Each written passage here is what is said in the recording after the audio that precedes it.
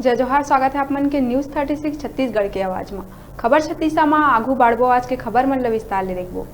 मुख्यमंत्री भूपेश बघेल अपन निवास कार्यालय में कैबिनेट के बैठक के पहली एकीकृत किसान पोर्टल लॉन्च करिस।